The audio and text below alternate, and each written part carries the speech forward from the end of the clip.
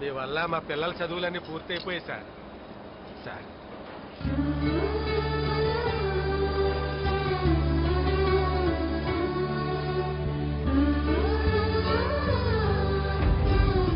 ఎంత క్రితం ప్రేమలో ఉన్నవాళ్ళు ఇప్పుడు పూర్తిగా డబ్బులు ఉన్నవాళ్ళు అయిపోయారు సార్. ఇది ఇల్లు కాదు మన్ను వడ్డించడానికి. ఇక్కడ ప్యూన్ ఉన్నాడు. క్యారేజ్ వస్తే లోపలికి తీసుకురావాలని తెలియదా? భోజనం వడ్డించు.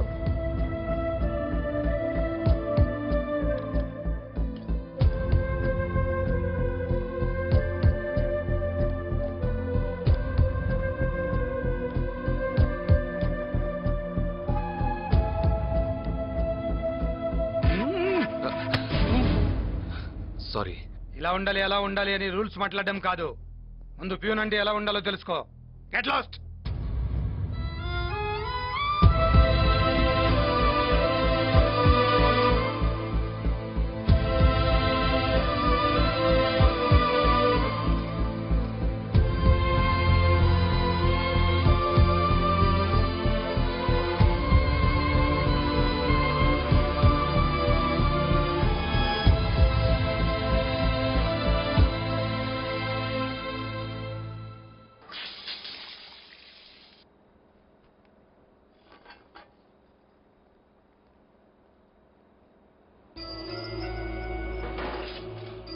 ఏం చేసినా ఇక్కడి నుంచి వెళ్ళేలా లేడు.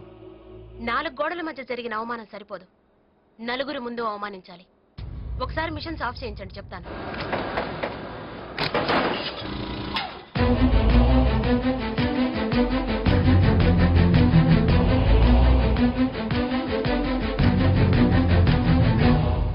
ఏ ఎంత అవమానించినా నీకు ఇక్కడి నుంచి వెళ్ళాలనిపించడం లేదా? అయిన వాళ్ళ మధ్య అవమానాలే ఉంటాయమ్మా. ఓహో, అవమానం ఎలా ఉంటుందో నీకు నేను చూపిస్తాను.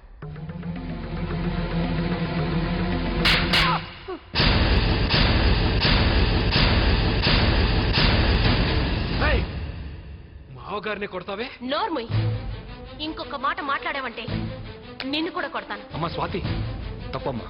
తప్పే అన్నయ్య. వాడు నీ షర్ట్ పట్టుకున్నప్పుడే కొట్టుండాలి, కొట్టకుండా తప్పు చేశా. ఈ ఫ్యాక్టరీలో అందరూ దేవుడిగా కొలిచే నిన్ను ఆఫీస్ ప్యూన్ ని చేసినప్పుడే కొట్టుండాలి. లేట్ చేసి తప్పు చేశా. రే, 4 గోడల మధ్య కొడితే దులిపేసుకునే కుక్కలరా మీరు. అందుకే అందరి ముందు కొట్టా. మా అన్నయ్య ఆవేశాన్ని చంపుకొని అవమానాన్ని భరిస్తూ మౌనంగా ఉండేది మా కోసం, మా నాన్నకిచ్చిన మాట కోసం. లేదంటే నువ్వు చచ్చి ఇప్పటికి చాలా రోజులై ఉండేది.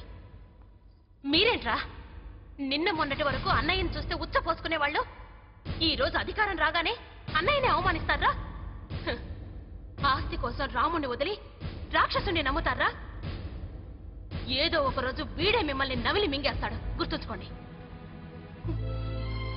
ఇలాంటి నీచుల మధ్య నేను ఒక్క క్షణం కూడా ఉండలేనన్నయ్య. నీ దగ్గరే ఉంటాను, నన్ను నీతో తీసుకెళ్ళిపో అన్నయ్య. వద్దమ్మా, భర్తను వదిలిపెట్టి రావడం భావ్యం కాదు. అతను భర్త? భరించేవాణ్ణి భర్త అంటారు కానీ బాధ పెట్టేవాణ్ణి కాదన్నయ్య. వాళ్ళకి నీ విలువ ఎప్పుడు తెలుస్తుందో అప్పుడే నేను మళ్ళీ ఆ ఇంటికి వెళ్తాను.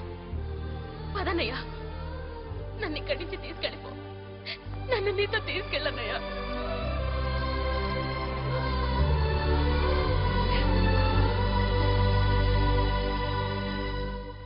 ఎవరినే తన్మయత్వంతో తెగ చూసేస్తున్నావు? మా ఎండి లక్ష్మి గారిని. ఓహో, ఈ పైత్యం ఎప్పటి నుంచి? ఆయనకి పిఏ అయినప్పటి నుంచి. పిఏ అంటే? ప్రేమి.